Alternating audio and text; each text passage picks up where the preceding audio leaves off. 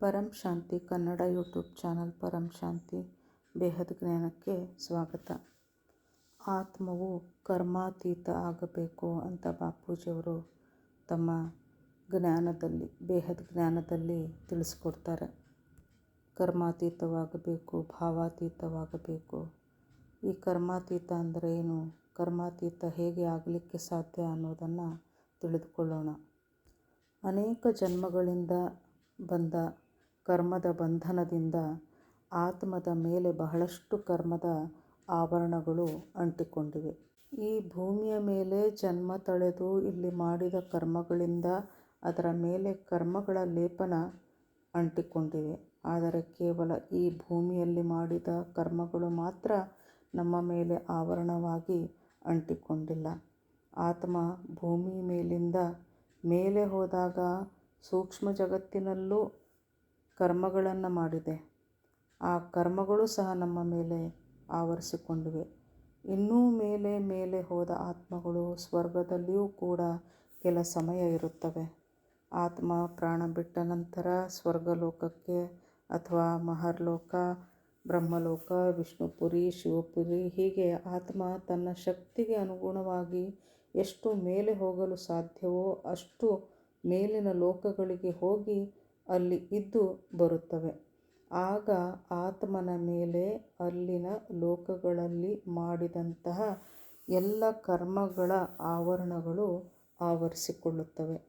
ಆವರಣಗಳು ಅಂದರೆ ಆತ್ಮ ಎಲ್ಲೇ ಯಾವ ಲೋಕದಲ್ಲಿಯೇ ಇರಲಿ ಅದರಲ್ಲಿ ಸಂಕಲ್ಪಗಳಂತೂ ನಡೆದೇ ಇರುತ್ತವೆ.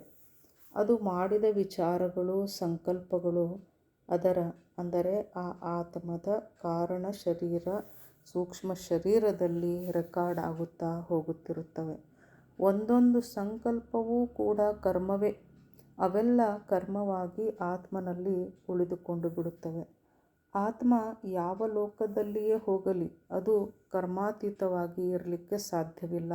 ಅಂದರೆ ಕರ್ಮಗಳನ್ನು, ಕೆಲಸಗಳನ್ನು, ಆಲೋಚನೆ, ವಿಚಾರಗಳು ಸಹ ಕರ್ಮಗಳೇ.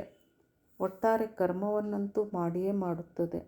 ಆತ್ಮಜ್ಞಾನವಿರುವಂತಹ ಆತ್ಮ ಮಾತ್ರ ಕರ್ಮಾತೀತ ಸ್ಥಿತಿಗೆ ಬರಲು ಪ್ರಯತ್ನ ಮಾಡುತ್ತದೆ.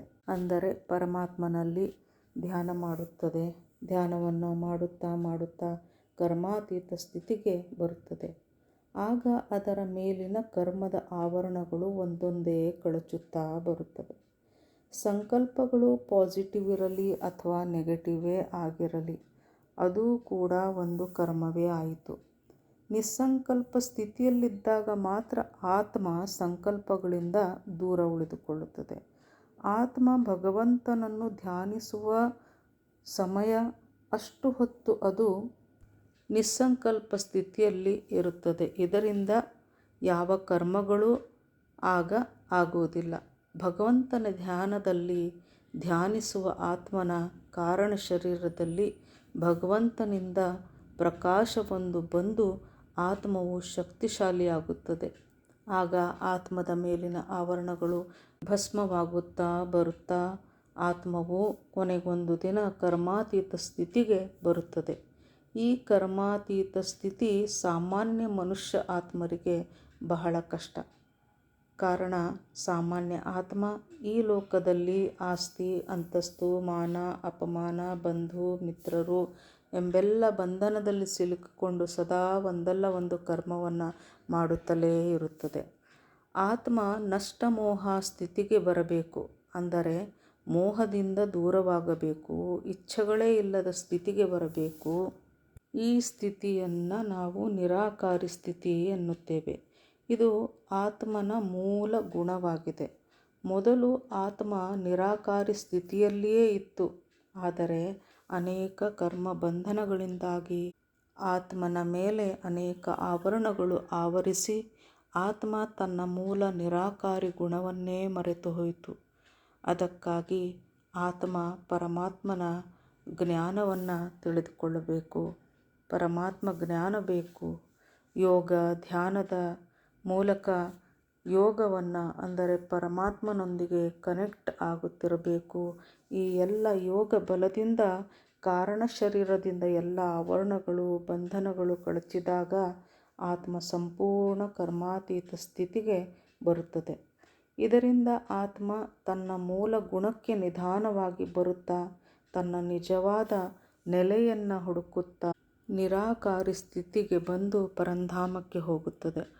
ಅಲ್ಲಿಂದ ಗ್ಯಾಲಕ್ಸಿಯ ಪರಂಧಾಮ, ನಂತರ ಯೂನಿವರ್ಸ್ನ ಪರಂಧಾಮ, ಅಲ್ಲಿ G1 G2 ಅಂದರೆ ಗ್ರೇಟ್ ಯೂನಿವರ್ಸ್ಗಳು 17ರವರೆಗೆ ಲೇಯರ್ಸ್ಗಳಿವೆ.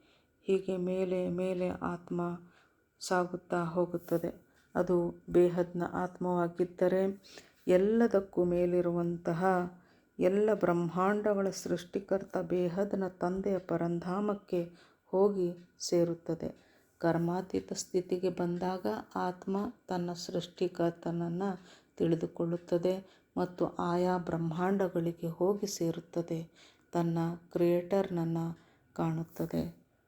ಪರಂ ಶಾಂತಿ. ಪರಮ ಶಾಂತಿ ಸೋಚೋ ಬೋಲೋ ಪರಂ ಶಾಂತಿ. Join us daily for our morning live meditation, 5:30 a.m. to 6:30 a.m., Monday to Saturday. Join us daily for live meditation, 10 p.m. to 11 p.m. on YouTube Live. Subscribe now. Website www.paramshanti.org. Email us anand@paramshanti.org. Like, share, subscribe. Join today. बेहद की परम शांति सो